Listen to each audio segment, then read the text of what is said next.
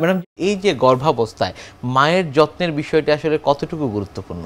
একটা মায়ের আগে গর্ভকালীন সেবাটা কখন থেকে শুরু করতে হবে এটা খুবই জরুরি। এটা একেবারে একটা মা যখন গর্ভ ধারণ করলো, যখন সে টের পেলো, তারপর থেকে মানে প্রসব পর্যন্ত যে পুরাটা সময়, ওটাই তার গর্ভকালীন সেবা। এই সময় যে তাকে যে সেবাটা দেওয়া হয়, এটাই কিন্তু গর্ভকালীন সেবা, এবং এই সেবাটা খুবই জরুরি। আমাদের মতো যারা মানে এই গর্ভকালীন সেবাটা এতই জরুরি, এই সেবাটা যদি আমরা 100% দিতে পারি, সব মায়েদের এই সেবার আওতায় আনতে পারি, তাহলে কিন্তু আমাদের ম্যাটারনাল মর্টালিটি, মাতৃমৃত্যু কিন্তু অনেক কমিয়ে ফেলতে পারবো আমরা। কারণ আমরা তো স্ক্রিন আউট করবো ঝুঁকিপূর্ণ মায়েদেরকে এই সময়। খুবই জরুরি এটা মা এবং শিশুর স্বাস্থ্যের জন্য।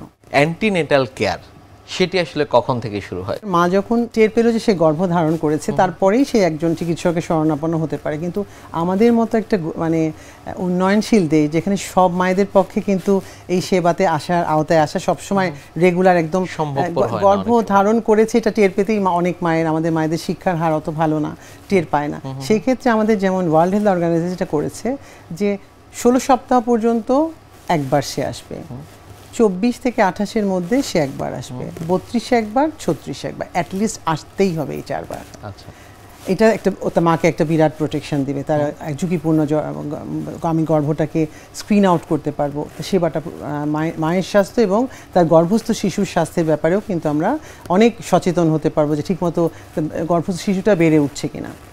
আর যদি কোনো মা যদি হাই রিস্ক প্রেগনেন্সি, ঝুঁকিপূর্ণ গর্ভ থাকে কোনো মায়ের, ঝুঁকিপূর্ণ অবস্থা, সেই ক্ষেত্রে সে একটু ফ্রিকুয়েন্টলি আসবে।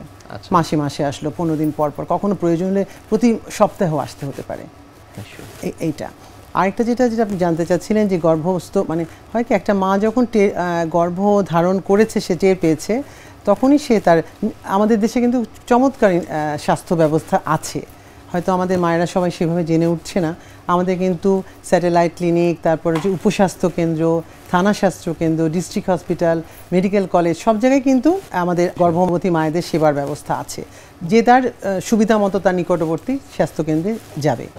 গেলে কি প্রথমেই যাওয়ার পরেই যেটা হয়, মাকে কিন্তু ওরা মায়ের একটা ইতিহাস নেয়, তার মিনিস্ট্রেশন হিস্ট্রি, তার কোনো জটিল কোনো রোগ আছে কিনা, ফ্যামিলি হিস্ট্রি, ফ্যামিলিতে কোনো খারাপ রোগ আছে কিনা, এইসব কিছু একটা স্ক্রিন আউট করে ফেলা হয়। তো এই যে তার ওজন মাপা হলো, তার উচ্চতা মাপা হলো, তার প্রেশার, পালস সব কিছু দেখা হলো, ইডিমা, তার অ্যানিমিয়া আছে কিনা, এই সব কিছু দেখে কোনো জটিল রোগ আছে কিছু শিডিউল, কিছু ইনভেস্টিগেশন করানো হলো, যেটা একদম শিডিউল করা আছে, প্রত্যেকটা মাকে প্রথমবার করাবোই।